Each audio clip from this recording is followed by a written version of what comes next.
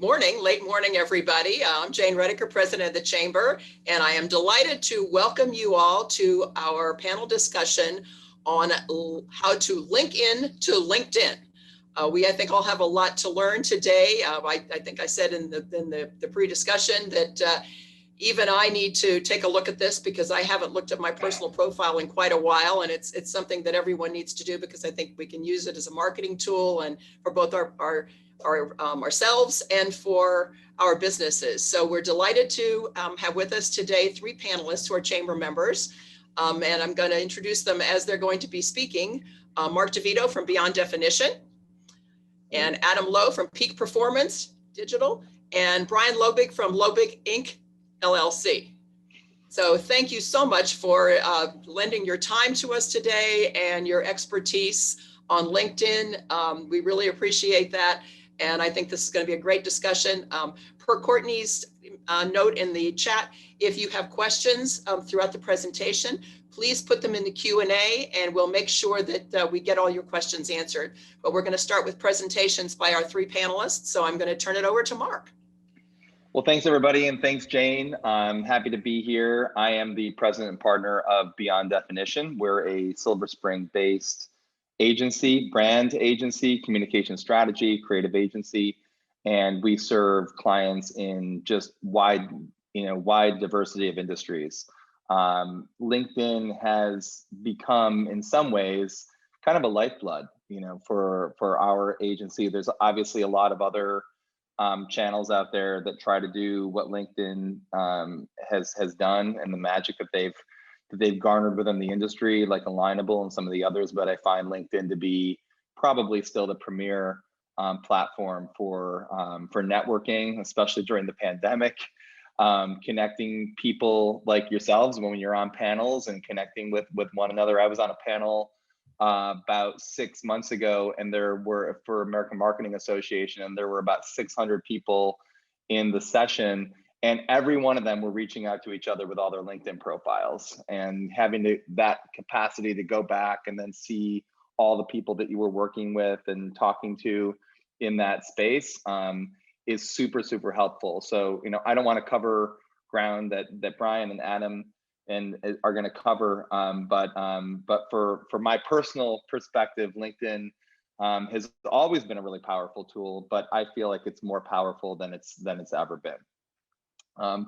But to make sure that it's a powerful tool both for you and for the people that you're connecting with, super important that your profile is up to date. So my role at the company is to help with our strategic and creative offering, our day-to-day, trying to make sure that we harness the best ways to communicate, the most simplistic ways to communicate, trying to cut through the clutter. It's just easy to be overwhelmed with so much that's out there, and LinkedIn's a great way to connect with people and find that balance. So I think, first of all, we're going to talk about, building an effective profile. We're going to talk about the headline in your profile itself. Do people read your bios? What makes a great bio? Your company profile, and then how posting on LinkedIn really helps to boost all of those things. So let's just start out with the profile itself.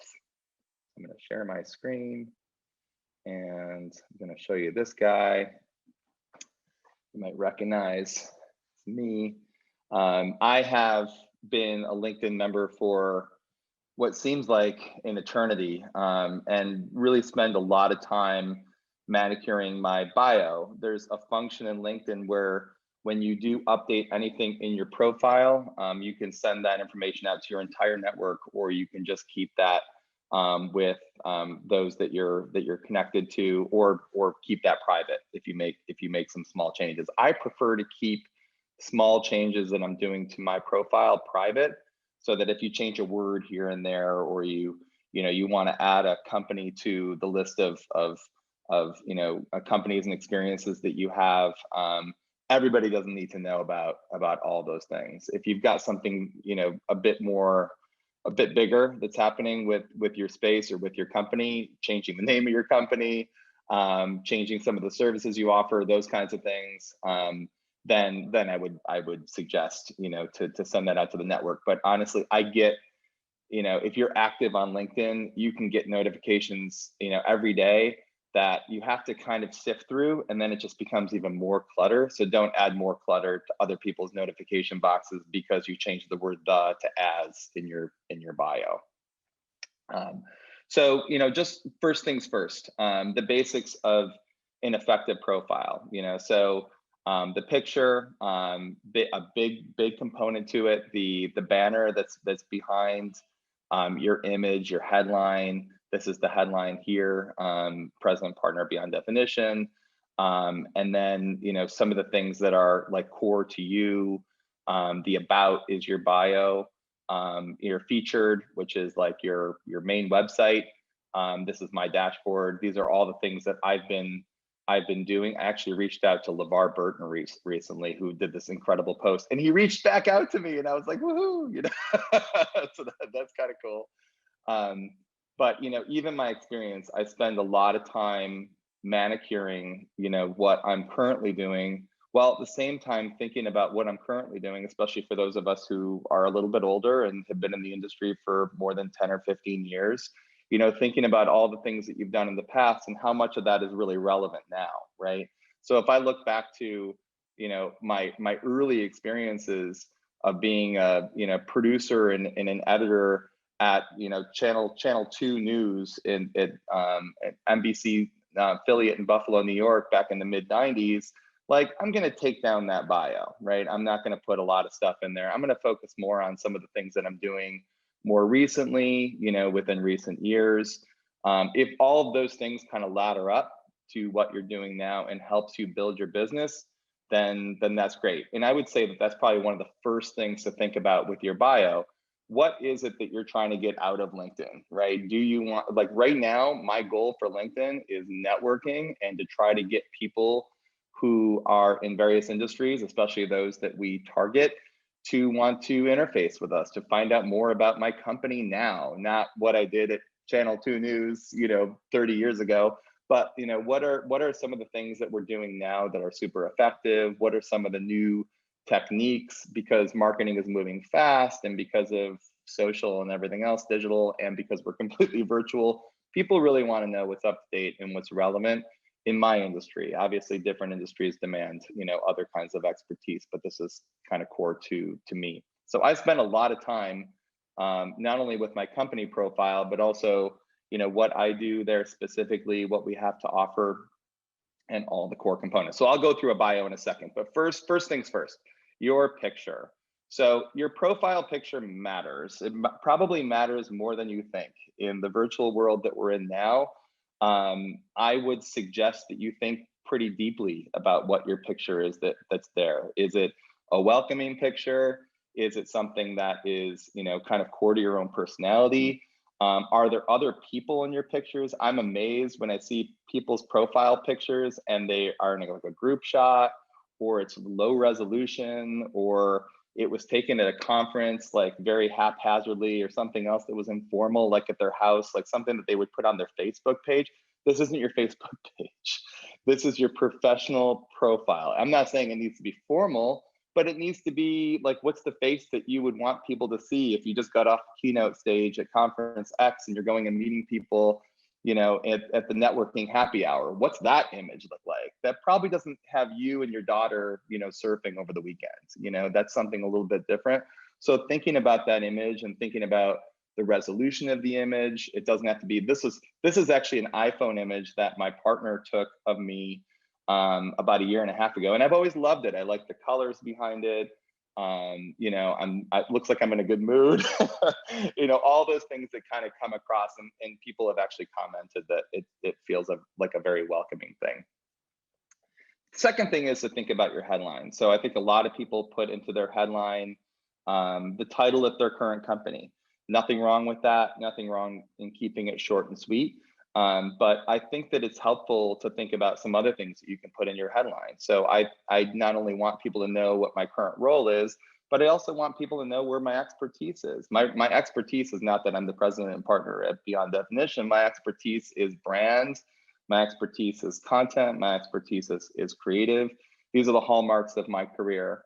If there's very specific things that you do within the market and you want people to know about those things, sometimes they're not going to go digging, deeper into like your bio and your profile.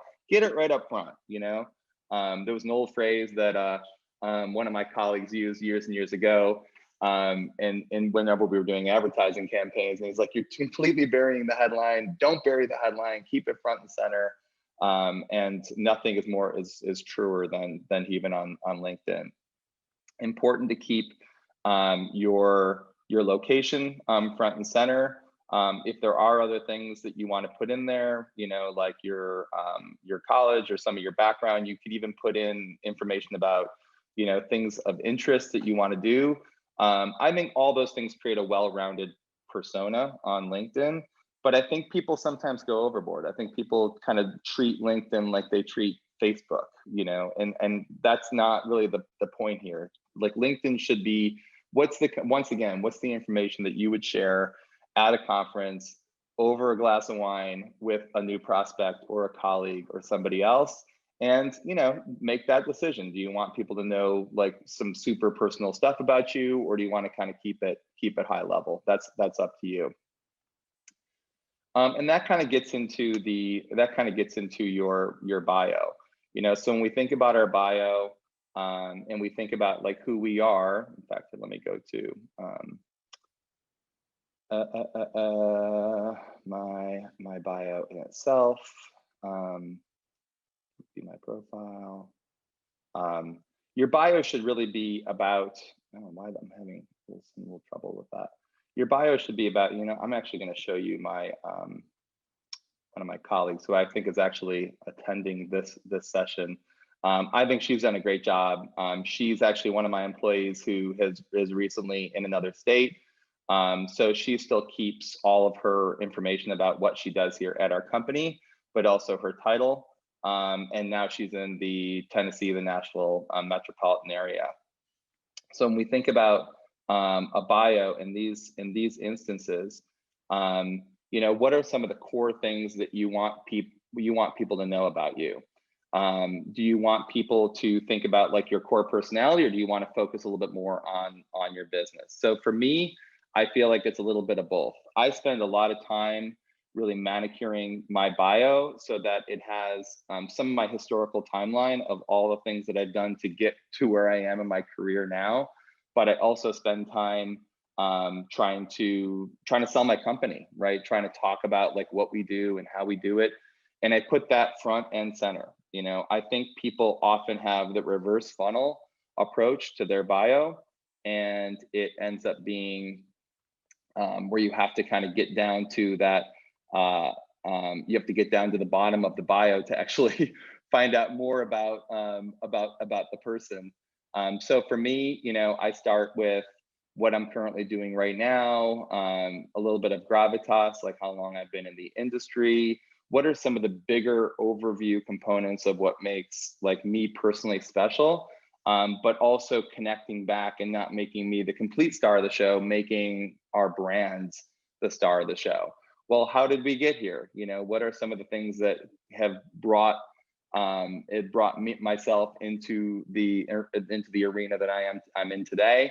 Well, all of these things, each one of these paragraphs, I think about, if I'm on the other side of this as an audience member, and I'm thinking deeply about, how I want to either be impressed or to learn more about who I am. What are some of the core things I want to put in there? Now, obviously, we think we can put a million things in here that are going to make us even more well-rounded. Thankfully, LinkedIn restricts a bio that's like 17 pages long, so you got to keep it short and sweet, and you have to get right to the point. I prefer to try to make sure that there's core things, takeaways that people have from my bio, and then leave some of the ancillary, day-to-day kinds of things that we do every day to the very bottom of the bio. So I talk about some of the things I do as a speaker, some of the things I do, from the academic perspective. I'm not leading with those things, and I'm making sure that everything is kind of in sync with that stuff. So from there, then we go into, and I know I'm almost at time here, we go into our company bio. So on my experience page, if I go into my company bio, some of the core things, once again, you know, we decided to actually use a tagline or just a kind of a core component to our company in the header banner at the top of the page, which is super helpful. We use our central tagline as our headline here, and we start getting into some of the core components of what who our company is. So, you know, the overview for your company, super important. Don't skimp on what you're putting there. People are linking back to you through this as well. So really important to keep all those things front and center. Obviously your website, I'm amazed at the amount of times I go into other companies' bios and they haven't put their website in there. They haven't put, you know, a lot of the other employees. I made sure that everyone in my company is approaching and is updating their LinkedIn profile because it reflects on you as well. Right now, if your company is hundreds or thousands of people, that might be difficult to do. You might want to think about like different divisional interests. But if you're small, you know, like we are, we're 24 people, you know, everybody should have a profile and everybody should know about everybody else's profile so that you can kind of keep that consistency going on. Once again, it's a business tool. It's not Facebook, you know, so make sure that you've got things in there that really create that consistency across the board. In fact, our marketing strategist, Jenna, who's in the webinar now and whose profile I just shared, actually created a cheat sheet for all of our employees to create their profiles so they know some of the things to do and some of the things not to do. Did it in a Google Doc, shared it with the whole company. Everybody got in there, saw what other people were doing, and it just made things a little bit more streamlined with some of that sharing. And then the very last thing I'll talk about is our posts. So, you know, I mean, posting in LinkedIn is different than posting in other places. People actually read them. It's amazing. And they link back to your profile. If you're making things interesting and your profile is interesting, it's not over the top. People want to know more about you. They link back to you, that you can tell how much time people are spending on some of these pages. And it's important to spend time with your hashtags and linking back to yourself and your profile and your company with your posts. But I really encourage people to post as much as you can, relevant stuff in your channels to your followers, and you will get a lot more play with your persona on your profile. So that's about it for me. So important stuff to think about for your core profile and what that means. And always happy to answer more questions about what I've seen work and not work in that space. So thanks so much. Thank you very much, Mark. And now I think we'll turn it over to Adam. All right, thanks so much. Mark just covered all the good stuff. So if anyone wants to leave, go right ahead. Hang on here, I'm going to share my screen. Brian, thanks, Brian. real clever. All right, just want to make sure everyone can see my screen. All right, so my name is Adam Lowe, President of Peak Performance Digital. I'm going to talk a little bit today about LinkedIn engagement. And before I do that, just get into what my company is, what we do. Basically, we're a web consulting firm. We provide websites, web solutions to help you run, grow, and market your business. So websites and all the stuff around it. So let's dive into engagement, the stuff that we're really here to talk about. First of all, what does engagement mean? And why should you even care about it? Engagement, it's a way for you and for LinkedIn to measure the success of your brand. And that leads to more success both on and off LinkedIn. So think of it this way. If someone shared, liked, or clicked several of your posts, chances are they're going to be more likely to buy from you or to think of you as a thought leader than somebody else that they've never interacted with. Similarly, you know, LinkedIn, they see posts and pages, they have high engagement, and they raise their visibilities that people can get more eyeballs on it. You know, success begets success, engagement begets engagement. So it's really important to make sure that the stuff that you are posting is relevant and that things that people want to read about, they want to engage with, they want to know more about, not just the standard what did I have for breakfast this morning kind of posts. So LinkedIn, it uses 4 different things to measure engagement. It uses impressions, which are how many times someone's seen a post, clicks, how many times someone's clicked it, of course, reactions, which are those fun little icons, the little clappy hands, thumbs up, hearts, etc. And they use shares. So all of those things go into your engagement score that, LinkedIn, like Google and anyone else, they've got their fun little algorithm in the background that no one really knows or understands. My biggest piece of advice when it comes to engagement, though, is, really tailor your message to your audience. Think about your brand, think about all the things that Mark just talked about. Think about, who you are and who you want to read your stuff, or who you want to buy from you, or who you want to engage with. Think about what they care about, what they want to hear about.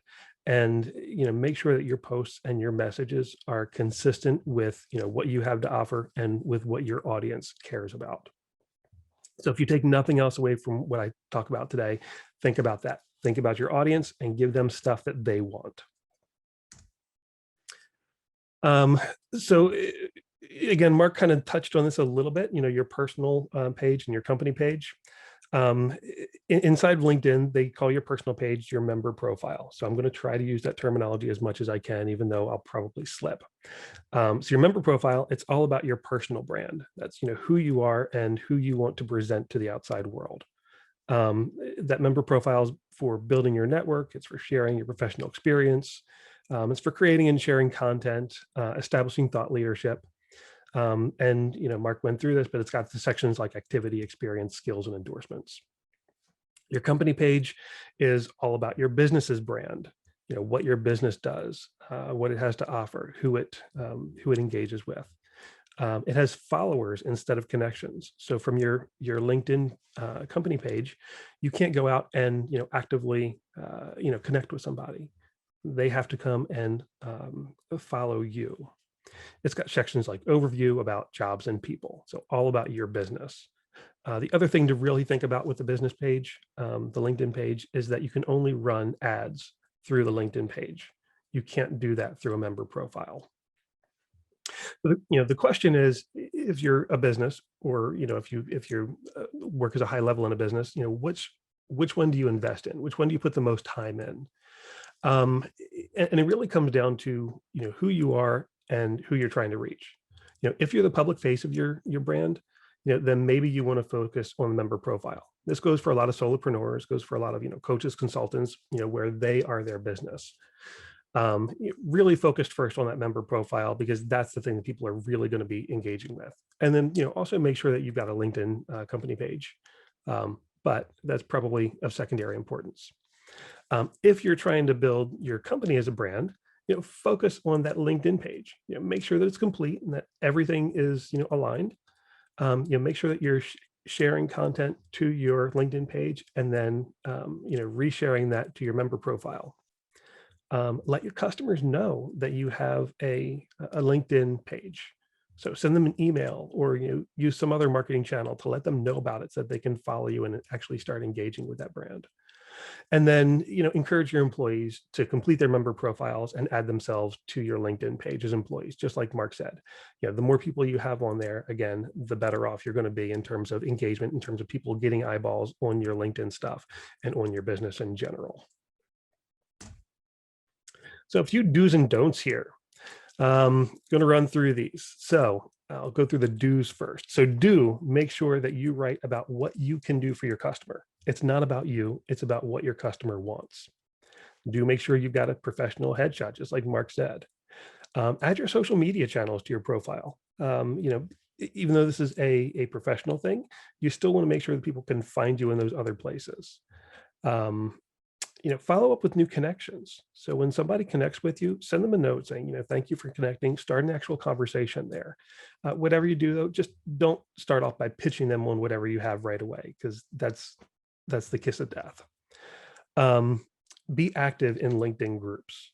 So LinkedIn groups are underrated. They're super powerful, though. They're a great way to talk to other people in your industry, other people in your area about things that are professional. And it's a great way for you to provide help to other people and to, again, be seen as a thought leader. So make sure that you find the groups that are relevant to you and your business and that you start engaging with them. Post and share helpful and relevant information, and then engage with other people's posts. So, make sure that you go on there and, click the thumbs up button, click the little happy, hand clappy button, or the heart button. All that kind of stuff just shows that you're actually there, you're showing up, and, people are going to be more likely to engage with people that are engaging with them. So some don'ts here. Don't put symbols or acronyms or other crap in your name field. Suffixes and certifications, those are okay. But don't put little hearts in there or smiley faces or emoticons or whatever other junk you have. It's against LinkedIn's terms of service, but it also just goes against the whole professional feel of LinkedIn. Don't have a boring headline and summary. Those are the first things that people see when they go to your member profile. So make sure that they are actually captivating and make people want to read more. Don't post too much personal information. This is a business networking platform. It's not Facebook. It's not Instagram. It's not Snapchat. Don't send generic connection requests. So, when you try to connect with somebody, they put in, a generic, hey, I'd love to connect with you, blah, blah, blah, note. Don't use that. Make sure you tailor it to them. Also, don't, write in there, hey, I saw you, so you looked at my profile. Let's connect and be friends. That's just ridiculous. Don't spam new connections. So I can't tell you how many times I get a connection request with somebody that seems like they're, worth connecting to.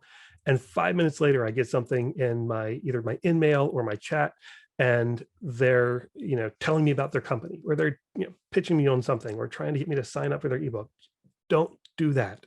You don't want to be pitched every time you turn around. This is a business networking thing. This is not a heavy-handed sales tool. Brian will talk about Sales Navigator in a minute, but this is for connecting with people and making those personal connections, not for selling right off the bat.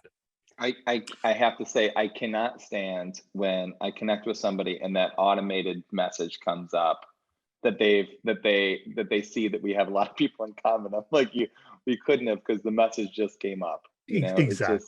It's just annoying. And that kind of gets to the next thing. Don't use these automated connection tools that are out there. There's so many gurus and workshop leaders and education providers, whatever, that try to teach you how to do LinkedIn, and they teach you all these fun little secrets of LinkedIn and tricks and tactics and blah blah blah. Don't listen to them. First of all, these connection tools they go against LinkedIn's terms of service. LinkedIn shuts them down left and right, and they ban profiles for using them. So LinkedIn, just like anything with business, you've got to put the time and effort into it. Business is slow, boring, and tedious. So is LinkedIn. Don't try to cheat the system. Don't use these things that go out and scrape your contacts and send connections to all their second level, connections or whatever, and then start sending automated messages. Just don't do it. It's bad form all around. And then again, so somewhat related to that again is, don't connect with or be what's called a LinkedIn lion. If you've never heard of this thing, you may actually see some people when you're in LinkedIn, they'll put the word lion in caps by their name. And what it is, it's a LinkedIn open networker. It's somebody who will accept a networking request from anybody. Sounds great on the surface, right? It does, except for, their motivations are to spam your network. And to just build their connection numbers. It's not worth it. You're going to annoy the people that you're connected with. Again, just really bad form. It's kind of like going into a networking event and just throwing your business card all around and being that person. No one wants to be that person. So just stay away from the LinkedIn lions. They're up to no good. And if somebody suggests that you should become one, don't. All right, so that's it for the do's and don'ts. Talk a little bit about LinkedIn analytics. So since we are actually talking about engagement, you probably want to find out how to measure your engagement. And LinkedIn provides a lot of tools to do that. So, from your analytics dashboard, you can go into your company page, and you can measure things like visitors. Visitors are going to be the data on the people that visit your company page. You can measure your updates. I keep getting things going in front of my presentation. There we go. So updates are their engagement measures for content that's posted inside of LinkedIn. And then you can get some analytics on your followers. And those are all things that are specific to your LinkedIn company page. That analytics dashboard is going to give you qualitative insights, things like the amount of likes, shares, comments, and mentions. So you can get your post analytics. You can drill down into individual posts and find out how much engagement has been with that, so that you know what kind of content is actually resonating with your audience and what isn't, so that you can either start creating different types of posts, or create more of them like that. And then you can go into your own member profile and see your analytics there. And that's going to be great for you if you're a brand ambassador, or if your member page is the primary thing that you're using inside of LinkedIn. Just like anything else, you've got to measure it to change it. So, by looking at this stuff, you can see if what you're doing is moving the needle, or if it's just keeping things static. So really, what do you want to track? You've got a lot of numbers inside LinkedIn, and I gave you a 2-minute overview of this stuff. But what you want to track really depends on your marketing goals. If you are trying to present yourself as a thought leader, then you probably want to look at the updates to get insight into your post engagement metrics. If you're trying to recruit new employees for your company, then you probably want to look on the visitor tab to get a better feeling for what your page views are and what the demographics are there. So it comes down to, what's the question that you're trying to answer, and then figuring out, what numbers could potentially help you answer those questions. There are a bunch of third-party analytics tools. I'm not going to get into them here because, frankly, the ones inside of LinkedIn are really good, and they'll cover about 80-90% of what you need. But, you've got Hootsuite and a ton of other things out there that tap into your LinkedIn data and can give you even more stuff. All right, next, let's talk about paid advertising. And this really relates to people with LinkedIn company pages. First and foremost, know your customer and be specific about who your customer is and what they want. Again, this comes all down to branding for you and your company. Second piece of advice, get professional help.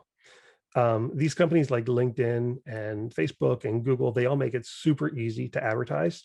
And they make it even easier for you to do it the wrong way and waste your money. That 20 to 35% that an agency is going to charge to manage your ads, that's a drop in the bucket next to what you're going to lose by trying to do this yourself. So please just get some help with it. If you find later on that you want to do it yourself, then go nuts. But at least to start off with, get some help.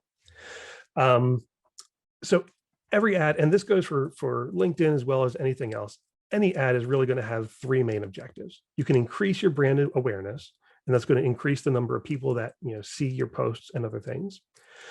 Consideration, that's going to be something that encourages viewers to take an action, like clicks onto a website or a landing page, views on a video, things like that. And then the third ad objective is going to be to increase conversions. So what that means is it's going to be an ad type that helps to get people to fill out a contact form, download a white paper, apply for a job, make a purchase. So you've got to think about what objective you're trying to reach in order to run the ad. Then you've got a bunch of different ad types. You've got your sponsored content, you've got emails, you've got dynamic ads, you've got those little text ads that come up at the top, all sorts of options there, and they all work differently for different scenarios. And then the last thing we're going to cover here is you've got a few different bid types. You can either do automated bidding, where you let LinkedIn kind of run everything for you, or you've got your maximum bidding, which is where you set caps on things. There actually is a really good reason to use both of them, but it's kind of beyond the scope of our discussion here today. But just remember that you can say, I only want to spend, I don't know, $50 a day or $100 a day on my ad, and it will cap you out at that. All right, so there's my contact info. I'm sure that Jane is going to be sending this out at the end of the presentation, but if anyone wants to take a snapshot, go right ahead, and I'm going to end my screen share now. Hey, actually, Adam, you had one question from Peter, who asks, what if it doesn't clearly state Lion? Is there another way to tell how to stay away from these open networkers? That's a great question.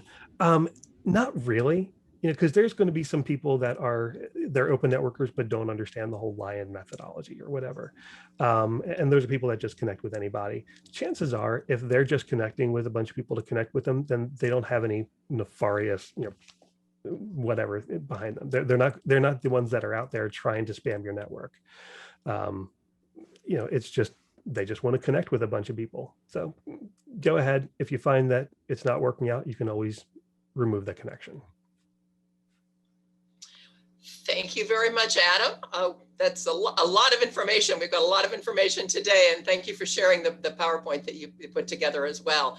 And now, Brian, let's learn a little bit more about what we need to do with LinkedIn, particularly with a business point of view.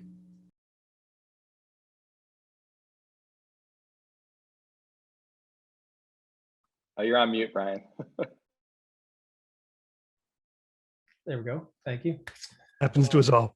Mark just launched the final poll, the third poll of the meeting. So this is asking you, what do you want to learn and what do you want to learn how to do on LinkedIn? So I'm seeing the numbers come in there. Looks like prospect new clients and members is pretty high. It's about same as build engagement with audience. Those are like two equal numbers, 5 and 5 each so far. And then market your product or service is second. We'll give you 10 more seconds. Then we'll go ahead and end the polling, Mark. Okay, you can go ahead. I think that's all 5, 10, 5, 11. So there's your numbers. Prospect for new clients and members is number 1. I'm glad to hear that because that's what I'm going to be focusing on in this third part of the presentation. Marketing your product services, building engagement. Very good. I wonder what that other is. That's the Lion open networker guy. So I'm going to share my screen. Okay. So my name is Brian Lobig. I'm also web developer, consultant. It says Bethesda, but I'm actually in Silver Spring. I need to update that slide. As you can see from my background, I play bluegrass music, banjo, guitar, mandolin, bass. I'm originally from Wisconsin, hence the Marquette University shirt. Graduated from Marquette University with my wife at different times. And so just a little background on me, Midwest guy. So the first thing I wanted to focus on is, Mark DeVito. So the first thing you need to focus on in your LinkedIn profile. More promotion. So what I'm going to be talking about is LinkedIn ProFinder. So LinkedIn ProFinder is a platform to basically answer that question of how do I get business out of this thing? How can I get leads? How can I get customers from LinkedIn directly? And so my step 1 is really what Mark talked about in the beginning is create an excellent profile, business profile. And Mark's is a great example. So I used his as an example of a good profile. And I also decided to use Adam's because I'm a first level connection of Adam, so I can see all his contact information. So when you click on contact, Adam has completely filled out the contact section of his profile, so you can connect with it. So he's put his Twitter in there, email, phone, website. These are all the things you want to do on a profile, because if you're a first level connection, you can see all this information. We even get to see his birthday, like on his profile. So let's talk about LinkedIn ProFinder. First of all, what is it? LinkedIn ProFinder, this is LinkedIn's definition. It's a professional services marketplace that helps you find the best freelance or independent professionals in your area. And so it's really their definition of it is from the customer perspective. It's a way for you as a customer, you as somebody looking for web design services, looking for home services, to find somebody locally near you to provide that service. For those of you on this phone call, you're all from the Chamber of Commerce, so you're more on the other side looking to get, connect with those people looking for those services. Currently, LinkedIn members valid are from any valid US zip code for the service. The service is $59.99 a month for providers, not for customers. So anybody can access and request, a service or look for somebody to provide a service. But for those of us who, this is kind of the advertising part of it. If you want to get into the LinkedIn ProFinder platform, it'll cost $59.99 a month. Initially, it's free though, actually. So who is it for? So from the business professional perspective, these are all the current categories of professionals that are in the system. So if you're an accountant, if you provide insurance, if you do law, if you do finance, if you do any one of these categories of services, LinkedIn ProFinder has a category for you. If you provide a service that's not in this list, it's not for you. They're very specific about the services that they are promoting. And so each of these services, I'm actually going to open up. This is the link where you can see all the services that are available. They have subcategories. There's probably 150 subcategories of all these services that they specifically define for you. And I was going to actually show you that. Hopefully. I think it's over here. Yep. So when you click on that link, it'll take you to this LinkedIn page. And this is actually kind of what the customer, what your client would see if they're looking for a service. And so here's the accounting category of services that are available. Here's the coaching mentoring. They've got all different kinds of coaches. So, and it's very specific. So if I, as somebody looking for executive coaching, I can click on this and choose from over 233,000 providers. Now that's across the whole United States. And so it's going to really target your search to where you're physically located. That's one of the nice things about LinkedIn ProFinder. Well, pros and cons. If you're trying to look for customers all across the US, this is going to really focus on somebody close to you who's looking for that service. And there's consulting, all kinds of, categories of consulting. LinkedIn ProFinder originally started off as design and software, like a way to get for designers and software developers to get to find customers. And so there's a great list of different categories of those: events, finance, home improvement. You can kind of browse through all those different options. So that's who it's for. Let's go to the application process. And so this is not like, it's similar to if you're familiar with Elance or Thumbtack or kind of lead generating platforms, like where you sign up for an account and then you put your information in there and then you kind of pay for leads. It's similar for that, but it's actually different. It's not an automatic thing. So because you are under the brand of LinkedIn, LinkedIn actually has the approval process to let you in to this ProFinder or not. They probably reject more people than they accept into this platform because they want it to be a good representation. People are using LinkedIn to find a professional. So there's a human qualification process in this process. And one of the reasons I know a little bit more about this than the average LinkedIn person is because I'm actually a LinkedIn support partner.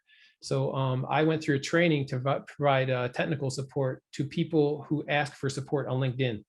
So if you ask a question like, why is my LinkedIn profile not working? It actually goes to a list of subcontractors like myself who went through a training process that can answer questions from the perspective of LinkedIn. So I have a little bit of inside information on how this process works. And there's actually a team at LinkedIn that's dedicated to LinkedIn ProFinder, and they evaluate applications to become a LinkedIn Pro manually, through a human review process. And so it's a pretty simple process. You apply for inclusion. Here's where you can go to sign up.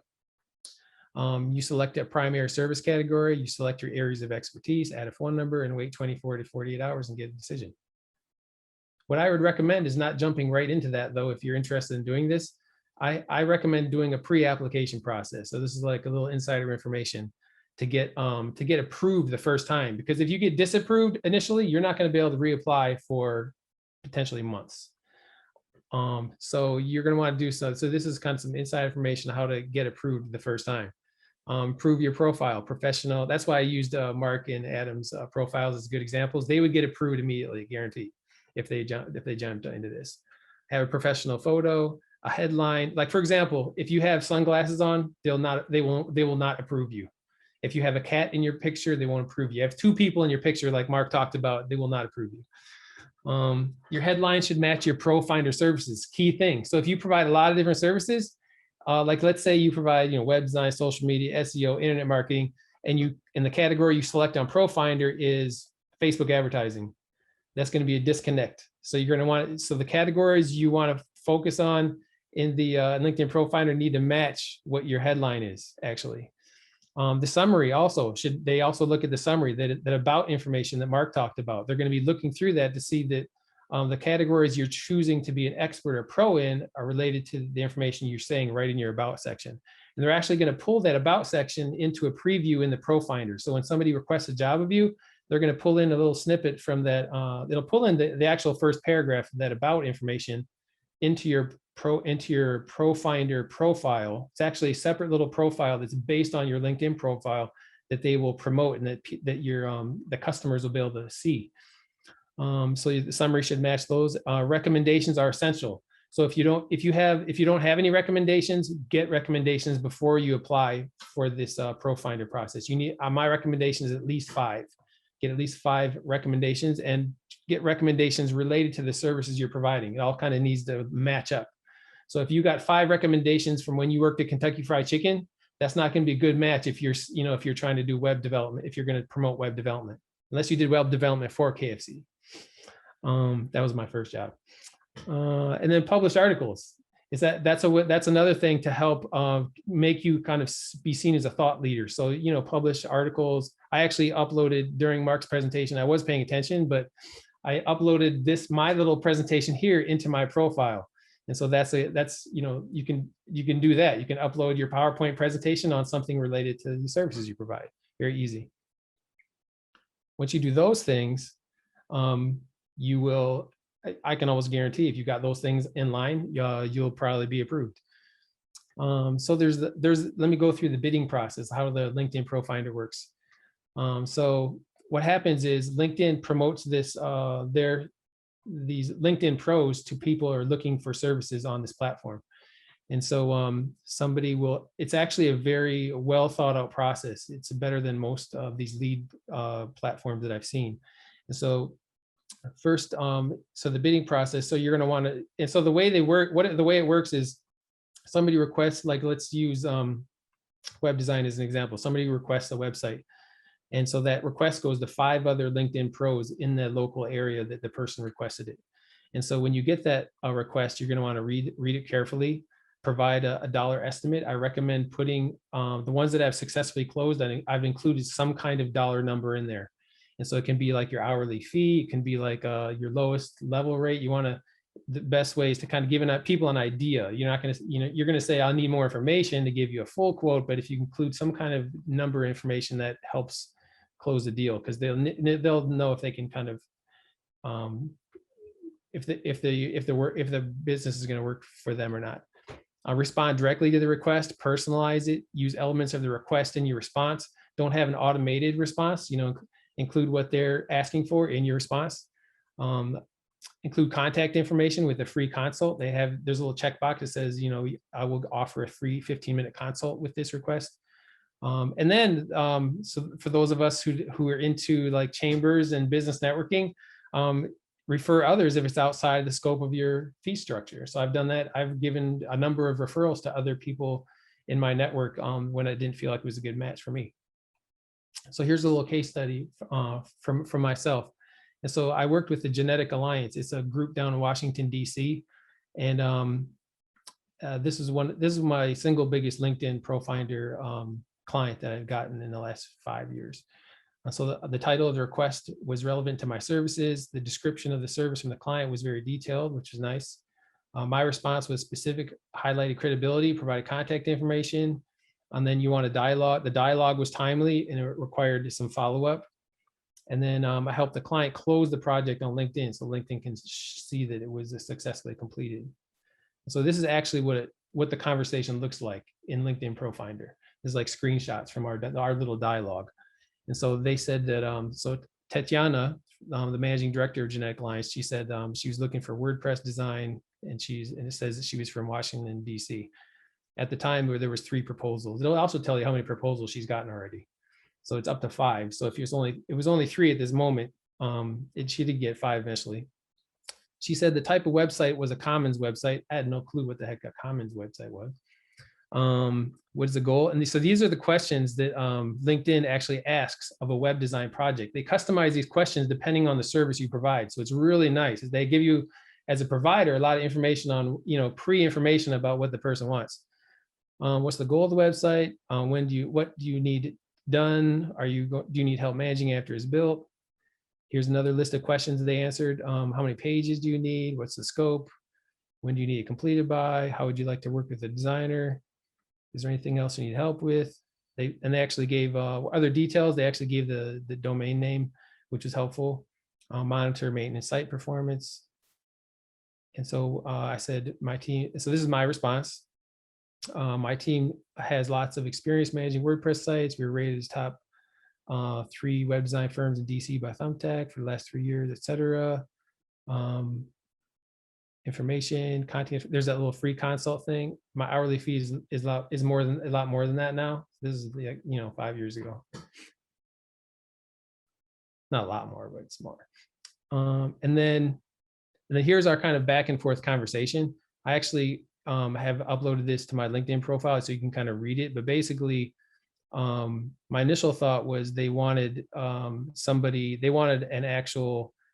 employee, like they were, instead of support, they were looking for to hire somebody. And so I clarified if they really wanted, third-party tech support. And so they did, and we eventually had the conversation. She gave me her email. We kind of took it offline. No money exchanges hands with LinkedIn. Everything is offline. So a lot of these lead platforms, you're doing the money transactions like Fiverr, all the money goes through Fiverr. That's how they make money. How LinkedIn makes money is through charging the providers that monthly fee to be in the space.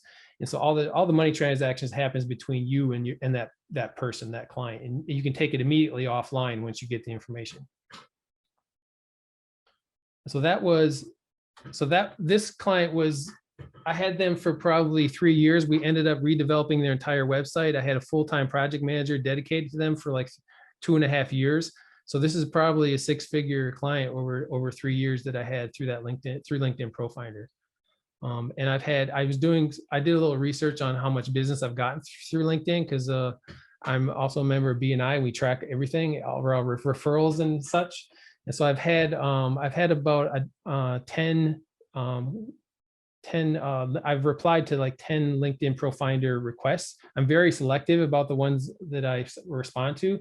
Of the 10, I've gotten 6. I've closed 6 of those deals, and 4 of the 6 continue to be clients. So is well worth $60 a month, even if I don't, even though it's only like 10 clients.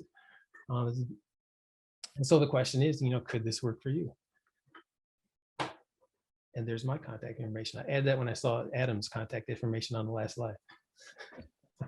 I'm always copying his ideas. I'm like always behind. Okay. Thank you very much, Brian. Reminder to everybody, if you have any questions, please put them in the Q&A, but I do have a few that have come in. So I'm going to start with the first one for each of you, I guess, to respond to. How many hours on average each day do you spend on LinkedIn? Whether I don't know if it's your personal profile or your business profile or combined. Definitely less than an hour. Yeah. There's so many things that we have to do day in and day out that, spending more than a few minutes on any one platform just becomes a waste of time. I spend about 30 minutes. Couldn't agree more.